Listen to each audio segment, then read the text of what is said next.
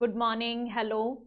आज हम स्टार्ट कर रहे हैं लास्ट ईयर का नीट का एग्जाम। ठीक है, नीट 2021 में जो आपके बॉटनी के क्वेश्चन आए थे वो सारे मैं आज आप लोगों को सॉल्व करवाऊंगी। तो हम स्टार्ट कर रहे हैं फर्स्ट क्वेश्चन से।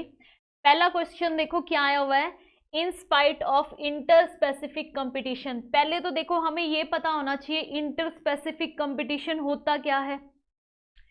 कंपटीशन बिटवीन डिफरेंट स्पीसीज, आप यहां पे लिख सकते हैं। इंटर स्पेसिफिक कंपटीशन का मतलब क्या है, कंपटीशन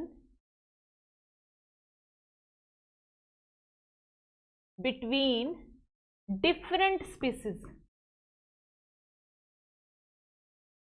ठीक है, अगर हमें डिफरेंट स्पीसीज के बीच में, नेचर में जो डिफरेंट स्पीसीज हैं उनके बीच में कंपटीशन है, which mechanism the competing species might have evolved for their survival। Question में क्या बोल रहा है कि डिफरेंट स्पीसीज के बीच में कंपटीशन है, हमें कंपटीशन को कैसे कम करना है, कंपटीशन को कम करने का रिसोर्स क्या है, कैसे हम कम कर सकते हैं। रिसोर्स पार्टीशन, भाई जितने भी रिसोर्सेज हैं उनकी पार्टीशन कर दी जाए, भी तुझे ये खाना है, तुझे ये खाना है, तुझे ये खाना है। सेकेंड क्या है, competitive release, mutualism, predation. Competition है उसको रिलीज कर दें। म्यूचुअलिज्म, म्यूचुअलिज्म का मतलब क्या है, दोनों साथ में रहें और एक दूसरे का फायदा करें। प्रिडेशन के अंदर क्या होता है, शिकार और शिकारी वाला प्रोसेस। ठीक है, तो यहाँ पे अगर इंटर स्पेसिफिक कंपटीशन को हमें कम करना है तो रिसोर्सेज की पार्टीशन करनी होगी।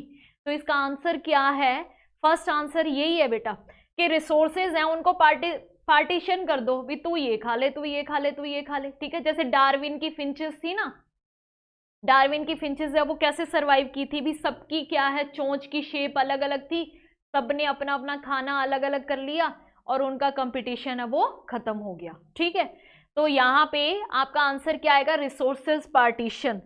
सेकेंड क्वेश्चन देखो बेटा, मैचिंग वाला क्वेश्चन आया हुआ है इसके अंदर। देखो आप लोग एक चीज देखोगे कि लास्ट ईयर नीट एग्जाम के अंदर जो पेपर आया उसके अंदर जो क्वेश्चन आए हैं मैचिंग वाले, कम से कम 7-8 क्वेश्चन आपको देखने को मिलेंगे। ठीक है, इसके अंदर देखो पहला क्या दिया हुआ है, cells with active cell division capacity. किनके अंदर एक्टिव डिवीजन की पावर होती है। ठीक है, tissue having all cell similar in structure and function, जितनी भी सेल हैं उनके फंक्शन और स्ट्रक्चर क्या हो, सेम हो तो उसे क्या कहते हैं। Tissue having different type of cells, अलग अलग टाइप की सेल्स का होना, डेड सेल्स का होना, कौन से टिश्यू के अंदर डेड सेल होती है। तो इसके अंदर अगर एक भी आपको आता है ना बेटा तो आपके ऑप्शन है बहुत इजीली आपको मिल जाएंगे। पहला देखो, पहला इन्होंने क्या दिया है, cells with active cell division capacity. Active cell division की कैपेसिटी किसके अंदर होती है बेटे, मेरिस्टेमेटिक टिश्यू के अंदर। ठीक है, tissue having all cell similar in structure and function, उसे क्या बोलेंगे, सिंपल टिश्यू। डेड सेल कौन सी होती है, sclereids. Types having different type of cells, vascular tissue. Xylem और फ्लोएम के अंदर डिफरेंट टाइप ऑफ सेल होती हैं। जाइलम और फ्लोएम के अंदर हमने क्या पढ़ा है, tracheids, vessels, xylem fibre, xylem parenchyma. ऐसे ही फ्लोएम में sieve tube, companion cell, phloem fibre, phloem parenchyma. तो ये क्या है, वेस्कुलर टिश्यू। वेस्कुलर टिश्यू के अंदर आप लिख सकते हो कि जाइलम और फ्लोएम आते हैं। जाइलम और फ्लोएम किसके अंदर आते हैं बेटा, वेस्कुलर टिश्यू के अंदर आते हैं। तो इसके अंदर ऑप्शन देखो कौन सा सही होगा। फर्स्ट का हमारे पास क्या है बेटा, फर्स्ट का हमारे पास सेकंड, फर्स्ट का हमारे पास सेकंड, तो देखो एक ही दिया हुआ है, फर्स्ट का हमारे पास सेकंड, बी का हमारे पास क्या है फोर्थ, सी का हमारे पास क्या है फर्स्ट, और डी का हमारे पास क्या है थर्ड, स्क्लेरिड्स। यानी ऑप्शन 1 इसका आंसर आएगा। ठीक है, नेक्स्ट क्वेश्चन देखिए, during the purification process for recombinant DNA technology addition of chilled ethanol. अब देखो जब हम रिकॉम्बिनेंट डीएनए टेक्नोलॉजी करते हैं ना बेटा, तो उसके अंदर डीएनए को आइसोलेट करने के लिए जितने भी सेल की डेब्रीज हैं उसको किस में डाला जाता है, चिल्ड इथेनॉल में डालते हैं। चिल्ड इथेनॉल का फायदा क्या होता है, सारी सेल की जो डेब्रीज हैं वो नीचे बैठ जाएंगी, डीएनए ऊपर तैरता रहता है, ठीक है। तो यहाँ पे देखो कि चिल्ड इथेनॉल से हम किसको अलग कर सकते हैं, आंसर क्या आएगा बेटा, डीएनए, ठीक है। ये बाकी चीजें तो नीचे बैठ जाती हैं, डीएनए ऊपर तैरता रहता है, किसकी वजह से, चिल्ड इथेनॉल की वजह से। नेक्स्ट क्वेश्चन देखिए, मैचिंग वाला देखो एक क्वेश्चन बेटा और आ गया है, ठीक है। यानी अभी हमने 4 क्वेश्चन किए हैं, जिसमें से दूसरी बार अपना क्वेश्चन कौन सा आ गया, मैचिंग वाला क्वेश्चन आ गया। यहाँ पे देखो क्या दे रखा है बेटा, कोहेशन। कोहेशन क्या होता है, आपको याद रखना है कि mutual attraction among water molecules, more attraction in liquid phase, water loss in liquid phase, attraction towards polar surface, किसको क्या कहते हैं आपको ये पता होना चाहिए। ये आपको पता है कौन से चैप्टर से लिया गया है, transport in plant, transport in plant chapter से ये क्वेश्चन उठाया गया है बेटा, ठीक है। टर्म्स आप लोगों से डायरेक्ट पूछी गई हैं। तो कोहेशन और एडहेशन क्या होता है, देखो कोहेशन का मतलब क्या है, कोहेशन का मतलब है mutual attraction among water molecules, ठीक है। वाटर के मॉलिक्यूल, वाटर और वाटर के मॉलिक्यूल के बीच में क्या होता है, अट्रैक्शन होता है, उसे बोलते हैं कोहेशन, याद रखना है। अब देखो वाटर और वाटर के मॉलिक्यूल के बीच में जो अट्रैक्शन है उसे क्या बोलेंगे, कोहेशन। एडहेशन क्या है, एडहेशन का मतलब होता है वाटर के मॉलिक्यूल और सरफेस के बीच में attraction, attraction towards polar surface. देखो क्या होता है बेटा, ये मान लो शीव ट्यूब है, वो सॉरी क्या है, ट्रैकेट्स और वेसल्स हैं, उनके अंदर जो वाटर की मूवमेंट होती है, ट्रैकेट और वेसल्स में क्या है, वाटर की मूवमेंट होती है, तो वाटर और वाटर के मॉलिक्यूल एक दूसरे को अट्रैक्ट करते हैं, और वाटर का जो मॉलिक्यूल है ये इस सरफेस के साथ भी ऊपर ऊपर मूव करता है, ठीक है। तो यहाँ पे वाटर और वाटर के मॉलिक्यूल के बीच में अट्रैक्शन को कोहेशन बोलते हैं, और वाटर के मॉलिक्यूल्स का सरफेस के साथ जो अट्रैक्शन है उसे बोलते हैं एडहेशन, ठीक है। उसके बाद में है सरफेस टेंशन। सरफेस टेंशन का मतलब वाटर के मॉलिक्यूल ऊपर जाएंगे, पीछे पीछे और वाटर के मॉलिक्यूल जाएंगे, more attraction in liquid phase. और ग्यूटेशन क्या होता है, water loss in liquid phase. Guttation का जो प्रोसेस है वो आप सर्दियों में देख सकते हो, मॉर्निंग के टाइम ग्रासेस के ऊपर या पेड़ों के पत्तों के ऊपर छोटी छोटी पानी की बूंदें आपको देखने को मिलती हैं, उसे बोलते हैं ग्यूटेशन। तो इसका आंसर देखो बेटा कौन सा आएगा, ए का सेकंड, बी का फोर्थ, सी का फर्स्ट और डी का थर्ड, यानी अपना आंसर क्या आएगा, 1 आएगा। नेक्स्ट क्वेश्चन देखिए बेटे, नेक्स्ट क्वेश्चन क्या है, the term use for transfer of pollen grain from anther of one plant to stigma of different plant which during pollination brings genetically different type of pollen grains to stigma। देखो एक pollen grain है वो anther से कहाँ पे जा रहे हैं, दूसरे प्लांट की स्टिग्मा पे जा रहे हैं। Term use for transfer of pollen grain, anther of one plant, stigma of different plant, ठीक है। एक प्लांट से दूसरे प्लांट पे जा रहे हैं, तो इसके लिए हम क्या टर्म यूज करेंगे, जीनोगैमी। जीनोगैमी क्या होती है बेटा, जीनोगैमी टर्म यूज की जाती है क्रॉस पॉलिनेशन के लिए। जीनोगैमी टर्म का मतलब क्या है, याद रखना है, जीनोगैमी टर्म का मतलब होता है क्रॉस पॉलिनेशन, ठीक है। अब देखो नीट का एग्जाम है तो आपसे क्रॉस पॉलिनेशन थोड़ी ना टर्म पूछेंगे, आपसे तो जीनोगैमी पूछेंगे, ओके। नेक्स्ट क्वेश्चन देखिए, Which of the following stages of meiosis involve division of centromere? Most important question है, सेंट्रोमियर का डिवीजन किस स्टेज में होता है, एनाफेज सेकेंड, याद रखना है, बहुत ही इंपॉर्टेंट टर्म है, ठीक है। सीधा यहाँ पे दिया हुआ है, हम सेल डिवीजन चैप्टर में पढ़ते हैं, सेल साइकिल सेल डिवीजन में, कि एनाफेज के अंदर सेंट्रोमियर का डिवीजन होता है, ठीक है। वो एनाफेज कब पढ़ते हैं, एनाफेज डायरेक्ट पढ़ते हैं किसमें, माइटोसिस में। मियोसिस में हमारे पास 2 एनाफेज होती है, एनाफेज फर्स्ट और एनाफेज सेकेंड, ठीक है। तो यहाँ पे अगर एनाफेज फर्स्ट भी ऑप्शन में दिया होता ना, फिर बच्चे कंफ्यूज हो जाते, यहाँ पे तो सीधा आंसर दिया हुआ है एनाफेज सेकंड, तो इसका डायरेक्ट आंसर सही क्या होगा बेटा, एनाफेज सेकंड। नेक्स्ट क्वेश्चन देखिए, पीसीआर टेक्निक के लिए पीसीआर के आपसे स्टेप्स पूछे हैं। पीसीआर टेक्निक के स्टेप में क्या होता है, सबसे पहले डीनेचुरेशन होता है, फिर एनलिंग होती है, और फिर क्या होता है, एक्सटेंशन होता है, यानी इसका आंसर क्या आएगा, ए आएगा। नेक्स्ट क्वेश्चन देखिए बेटे, गैमी आर प्रेजेंट इन, बहुत ही इंपॉर्टेंट क्वेश्चन है ये। गैमी कप क्या होते हैं, गैमा कप है, ये किस में हेल्प करते हैं बेटा, ये रिप्रोडक्शन में हेल्प करते हैं। कप लाइक स्ट्रक्चर होती हैं लीवर वर्ड्स के अंदर, इस तरीके से। मार्केंशिया का हम डायग्राम बनाते हैं, आपको याद होगा, तो उसके ऊपर इस तरीके से कप लाइक स्ट्रक्चर लगाते हैं, और ये कप है ना, ये क्या है, टूट के जब गिर जाते हैं जमीन पे तो जर्मिनेशन में हेल्प करते हैं।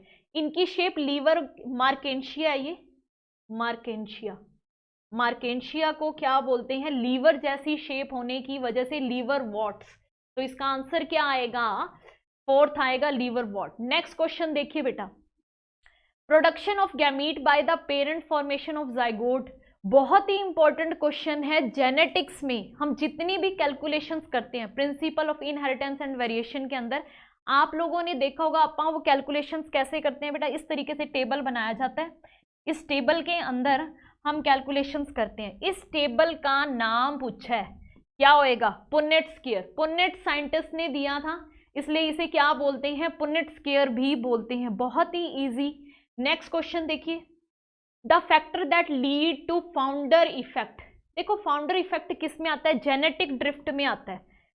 जेनेटिक ड्रिफ्ट क्या होती है, फ्रीक्वेंसी, किस फ्रीक्वेंसी से किसी भी पॉपुलेशन के अंदर वेरिएशंस आ रही हैं उसे बोलते हैं जेनेटिक ड्रिफ्ट। किसी पॉपुलेशन में जो वेरिएशंस की फ्रीक्वेंसी है उसे हम क्या बोलते हैं, जेनेटिक ड्रिफ्ट बोलते हैं, उसके अंदर आता है फाउंडर इफेक्ट।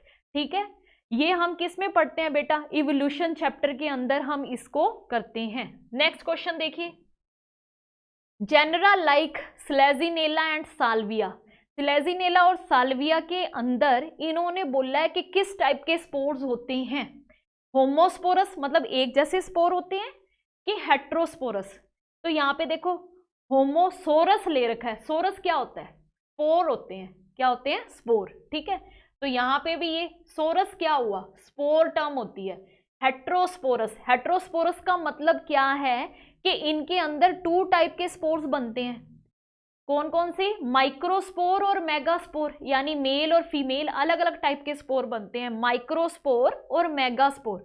तो इसका आंसर क्या आएगा 11 नंबर क्वेश्चन का बेटा, हेट्रोस्पोर। नेक्स्ट देखिए, plants follow different pathways in response to environment और phases of life to form different kind of structure, this ability is called plasticity, इसे क्या बोलते हैं बेटा, प्लास्टिसिटी। देखो क्या होता है, प्लास्टिसिटी का मतलब क्या है, ये हम पढ़ते हैं बेटा ट्रांसपोर्ट नहीं, plant growth and development chapter के अंदर, किसमें, प्लांट ग्रोथ एंड डेवलपमेंट के अंदर, के प्लांट जिस टाइप के एनवायरनमेंट में रहता है उस टाइप से उसकी क्या है, लीफ की शेप चेंज हो जाती है। ठीक है, इसके अंदर क्या आती है, जैसे आप पढ़ते हैं हेट्रोफिली, हेट्रोफिली का मतलब क्या है, डिफरेंट टाइप की लीफ का होना। ठीक है, जैसे इसके अंदर एग्जांपल आप करते हैं लार्कस्पर का, कि उसको अगर हम लार्कस्पर को अगर हम लैंड पे उगाते हैं तो हमारे पास और टाइप की लीफ होती हैं, अगर हम उसे एक्वेटिक एनवायरनमेंट में लगाएंगे तो लीफ की स्ट्रक्चर और होएगी, तो उस फीचर को बोलते हैं प्लास्टिसिटी, उस फीचर को क्या बोलते हैं, प्लास्टिसिटी। नेक्स्ट क्वेश्चन देखिए बेटा, Which of the following are not secondary metabolites in plant, देखो secondary metabolites और primary metabolites में क्या फर्क होता है, secondary metabolites नहीं है, ठीक है, not secondary metabolites, secondary metabolites क्या होते हैं बेटा, जो प्रोडक्ट्स हैं वो प्लांट की मेटाबॉलिक एक्टिविटीज में पार्टिसिपेट नहीं करते। देखो प्रोडक्ट्स मेटाबॉलिक एक्टिविटीज में पार्टिसिपेट करते हैं, उन्हें बोलते हैं प्राइमरी मेटाबोलाइट्स। जैसे आपका क्या कहेंगे, प्रोटीन है, प्रोटीन, अमाइनो एसिड्स किससे मिलके बने होते हैं बेटा, प्रोटीन से, ग्लूकोज है, ठीक है, इनका सबस्ट्रेट लेवल पे यूज होता है, मतलब ये अगर टूटेंगे तो एनर्जी वगैरह मिलती है, एनर्जी प्रोवाइड करने में हेल्प करते हैं। मॉर्फिन, कोडीन, विनब्लास्टिन, कुरकुमिन, रबड़, गम, ये सारे क्या है बेटा, सेकेंडरी मेटाबोलाइट्स हैं, ठीक है। आप इसको कैसे याद रखोगे, जो मेटाबॉलिक एक्टिविटीज में जो प्रोडक्ट्स बनते हैं, जैसे ग्लूकोज बनता है, अमाइनो एसिड्स बनते हैं, प्रोटीन बनते हैं, ठीक है, तो वो हुए प्राइमरी मेटाबोलाइट्स। नेक्स्ट क्वेश्चन देखिए, आपको ये चार्ट दिया हुआ है, ये क्या है, सेंट्रल डोग्मा, बहुत ही important question. Central dogma, DNA से डीएनए का बनना क्या है बेटा, रेप्लिकेशन। डीएनए से आरएनए का बनना क्या है, ट्रांसक्रिप्शन। आरएनए से यहाँ पे प्रोटीन बनेंगे, इसे क्या बोलते हैं, ट्रांसलेशन। तो आपको देखना है कि कौन सा यहाँ पे रेप्लिकेशन, ट्रांसक्रिप्शन, ट्रांसलेशन, प्रोटीन, ये देखिए, रेप्लिकेशन, डीएनए से डीएनए का बनना रेप्लिकेशन, डीएनए से आरएनए का बनना ट्रांसक्रिप्शन, आरएनए से प्रोटीन का बनना ट्रांसलेशन, और ट्रांसलेशन से क्या बनते हैं हमारे पास, यहाँ पे क्या बनेंगे बेटा, प्रोटीन, यहाँ पे क्या बनेगा, प्रोटीन बनेगा, ठीक है। तो इसका आंसर अपना क्या होगा, सी। नेक्स्ट क्वेश्चन देखिए, 15 नंबर क्वेश्चन। 15 नंबर में इन्होंने क्या बोला है, when the centromere is situated in the middle, अगर बीच में सेंट्रोमियर हो तो उसे बोलते हैं मेटासेंट्रिक। क्रोमोसोम के बिल्कुल बीच में अगर सेंट्रोमियर है तो इसे क्या बोलेंगे, मेटासेंट्रिक। नेक्स्ट क्वेश्चन देखो बेटे, DNA strands on a gel stain with ethidium bromide. अब देखो आपको याद रखना है, क्या याद रखना है, जेल इलेक्ट्रोफोरेसिस टेक्निक के अंदर, जेल इलेक्ट्रोफोरेसिस टेक्निक के अंदर हम डीएनए को सेपरेट करने के लिए इथीडियम ब्रोमाइड से स्टेन करते हैं। किससे स्टेन करते हैं, इथीडियम ब्रोमाइड से। तो वो चमकने लग जाता है जब उस पर यूवी रेज डाल के देखते हैं। तो आपको याद रखना है कि इथीडियम ब्रोमाइड से डीएनए का कलर कैसा होगा, ब्राइट ऑरेंज कलर हो जाएगा, याद रखना है कैसा कलर होगा, ब्राइट ऑरेंज। नेक्स्ट क्वेश्चन देखो बेटे, the site of precipitation of light, मुझे बताओ प्लांट के अंदर लाइट को कौन कैप्चर करता है, एक ही है भैया, लीफ, ठीक है। फोटोपीरियडिज्म जब होता है तो उस टाइम कौन लाइट को लेगा, हम क्या कहेंगे, इसके अंदर आंसर क्या आएगा बेटा, लीफ आएगा। बहुत ही इजी क्वेश्चन। नेक्स्ट क्वेश्चन देखो, 18 नंबर क्वेश्चन है अपना कि gene targeting involving gene amplification, मतलब जीन है, जीन को हम चेंज कर रहे हैं, जीन की जगह पे कोई और जीन लगा रहे हैं, उसे क्या बोलेंगे, जीन थेरेपी, क्या बोलेंगे, जीन थेरेपी। तो 18 नंबर क्वेश्चन का आंसर क्या आएगा बेटा, जीन थेरेपी आएगा। नेक्स्ट क्वेश्चन देखिए, 19 नंबर क्वेश्चन है अपना, इसके अंदर क्या है, इनमें से कौन सा मोनोशियस है, कारा, याद रखना है आपको, मोनोशियस प्लांट का नाम बताना है। मोनोशियस यहाँ पे कौन है, कारा है, ठीक है, बाकी सब क्या है, डायोशियस। नेक्स्ट देखो बेटे, विच of the following is not an application of PCR, PCR का कौन सा इसमें से यूज नहीं है। देखो पीसीआर से हम मॉलिक्यूलर डायग्नोसिस किसी भी बीमारी का पता लगा सकते हैं पहले ही, ठीक है। जीन एम्प्लीफिकेशन, अब मुझे ये बताओ कि पीसीआर टेक्निक के अंदर क्या हम जीन एम्प्लीफिकेशन कर सकते हैं, यस, कॉपी बनाते हैं, तो सही है ये भी। प्यूरिफिकेशन का कुछ भी नहीं होता है, डिटेक्शन ऑफ जीन म्यूटेशन का भी पता लगा सकते हैं, यानी इसके अंदर इन्होंने बोला है कि कौन सा नहीं है एप्लीकेशन, तो इसका आंसर क्या आएगा, थर्ड आएगा, प्यूरिफिकेशन ऑफ आइसोलेटेड प्रोटीन, ये इसका काम नहीं है। बीमारी का पता लगा सकते हैं, जीन की कॉपी बना सकते हैं, जीन म्यूटेशन का पता लगा सकते हैं, प्यूरिफिकेशन नहीं कर सकते। नेक्स्ट देखो, मैचिंग वाला एक क्वेश्चन और आ गया है हमारे पास। इसके अंदर देखिए बेटा, क्रिस्टी, क्रिस्टी किसकी होती है, इनफोल्डिंग ऑफ माइटोकॉन्ड्रिया, माइटोकॉन्ड्रिया की स्ट्रक्चर के अंदर इस टाइप से ऐसे, इसे हम क्या बोलते हैं, क्रिस्टी बोलते हैं। फोल्डिंग्स को हम क्या बोलते हैं बेटा, क्रिस्टी बोलते हैं। तो इसके अंदर देखो फर्स्ट का थर्ड, फर्स्ट का थर्ड, ये रहा फर्स्ट का थर्ड, एक ही ऑप्शन है, बी का क्या होएगा fourth. Thylakoid, flat membranous sac in stoma of plastid. Centromere, centromere क्या है, प्राइमरी कॉन्स्ट्रिक्शन है क्रोमोसोम का। सिस्टर्नी क्या है, disc shape sac in Golgi apparatus. बिल्कुल इजी, एक अगर आपको आता है तो बाकी आप सारे सॉल्व कर सकते हैं। डायएडल्फस स्टेमन्स किसके अंदर देखने को मिलते हैं, इसका आंसर आएगा P. Most most most important question है। देखो मटर के ऊपर जितने भी क्वेश्चन बनते हैं ये मॉर्फोलॉजी ऑफ फ्लावरिंग प्लांट से है, इसके अंदर पी है वो सबसे ज्यादा इंपॉर्टेंट है बेटा। पी का क्या है, एस्टिवेशन है, वैक्सिलरी एस्टिवेशन होता है, बहुत बार आप लोगों से क्वेश्चन पूछा जाता है। पी पे जितने भी क्वेश्चन है, डायएडल्फस का मतलब क्या है, दो ग्रुप के अंदर स्टेमन्स होते हैं, 9+1 का अरेंजमेंट, नो एक तरफ एक तरफ, ठीक है। नेक्स्ट देखो मैचिंग वाला एक और क्वेश्चन हमारे पास आ गया है, 23 नंबर क्वेश्चन। इसके अंदर देखो बेटा, प्रोटोप्लास्ट फ्यूजन किसके अंदर हुआ था, पोमेटो, याद रखना है, ठीक है। प्लांट टिश्यू कल्चर के, अब देखो यहां पे आप देखो प्रोटोप्लास्ट फ्यूजन इसका पोमेटो है, एक ही ऑप्शन है सेकंड नंबर, आराम से पता चल जाएगा आपको। प्लांट टिश्यू कल्चर में क्या होती है, टोटीपोटेंसी होती है। सी का यहाँ पे देखो मेरिस्मेटिक कल्चर से हम वायरस फ्री प्लांट पा सकते हैं, माइक्रो प्रोपेगेशन से सोमा क्लोन्स बना सकते हैं। एक आपको आता है तो आप सारे कर सकते हैं बेटा इसके अंदर। नेक्स्ट देखिए एमेंसेलिज्म क्या होता है, इसमें देखो याद रखना आपको, एक स्पीसीज है उसको नुकसान हो रहा है और दूसरी स्पीसीज को क्या है, ना नुकसान ना फायदा, यानी -0 वाला अरेंजमेंट है, इसे क्या बोलते हैं, एमेंसेलिज्म। बिल्कुल सिंपल और डायरेक्ट क्वेश्चन पूछा गया, ये सिंबल्स हैं आप लोगों को दिए हुए हैं एनसीईआरटी में सेम ऐसे ही।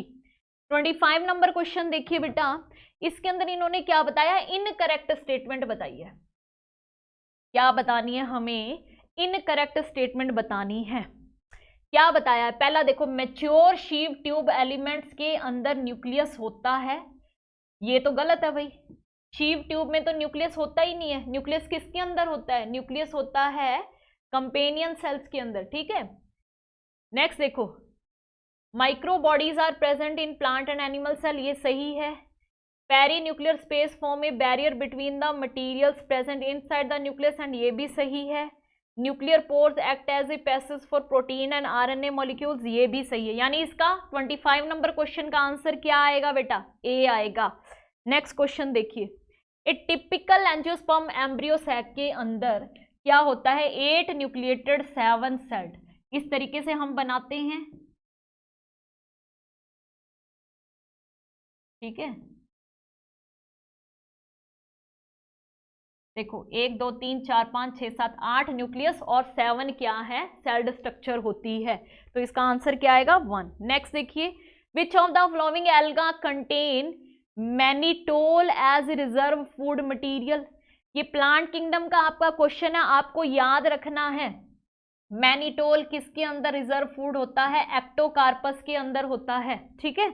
नेक्स्ट देखिए, the plant hormone use to destroy weeds in a field, 2,4-D का यूज किया जाता है। ये सारे एनसीईआरटी में आपके डायरेक्ट क्वेश्चन दिए हुए हैं बेटा, ठीक है। नेक्स्ट क्वेश्चन देखिए, the amount of nutrients such as carbon, nitrogen, phosphorus and calcium present in the soil at any given time is referred as, देखो आप लोगों को याद रखना है कि अगर सॉइल के अंदर न्यूट्रिएंट्स प्रेजेंट है तो उसे हम बोलते हैं स्टैंडिंग स्टेट।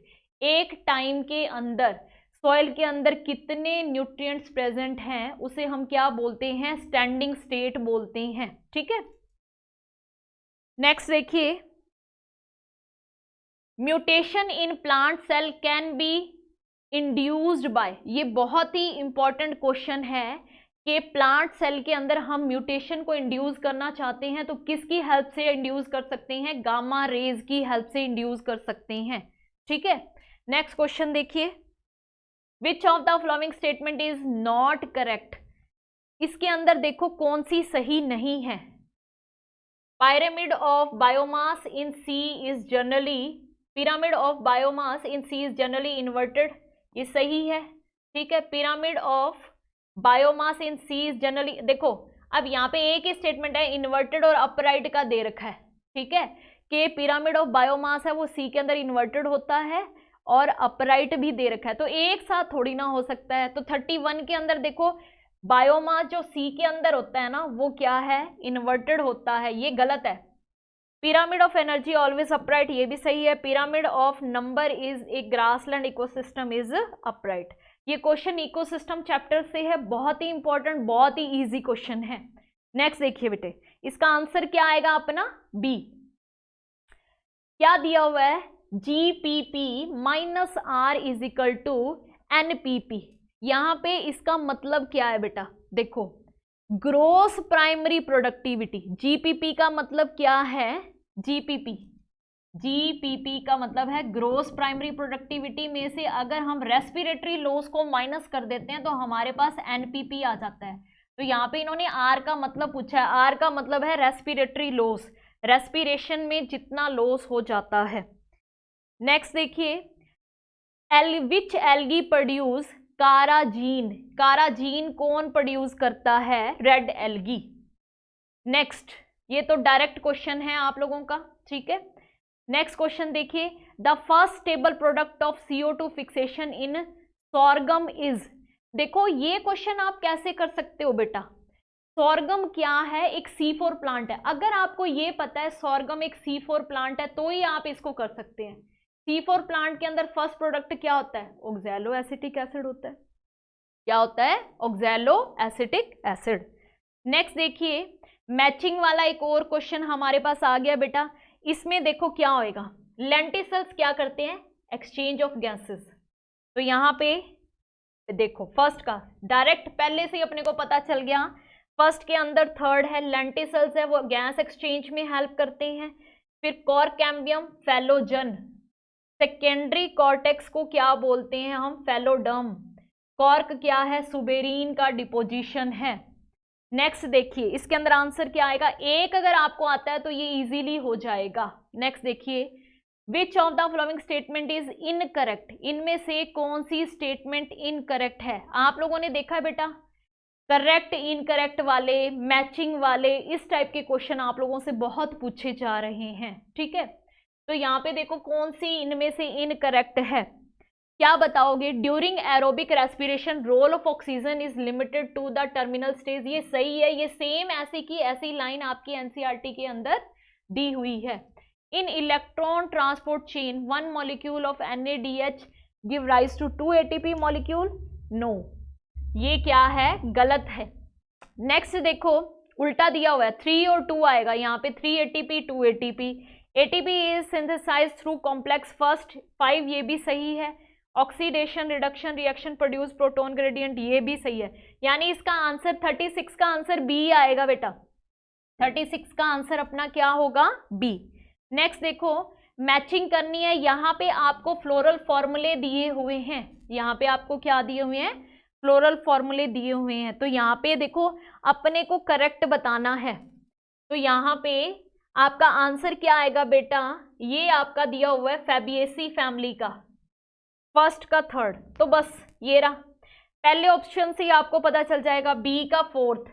अगर एक आपको आता है तो आप सारे कर सकते हैं, है ना, सी का सेकंड और लास्ट का क्या है, फर्स्ट है।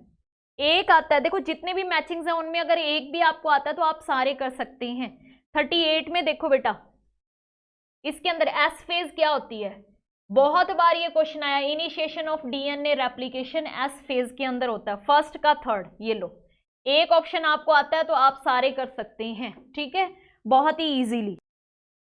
ओके बेटा, इससे आगे के क्वेश्चंस हम नेक्स्ट क्लास में करेंगे, मिलते हैं नेक्स्ट क्लास में। ओके।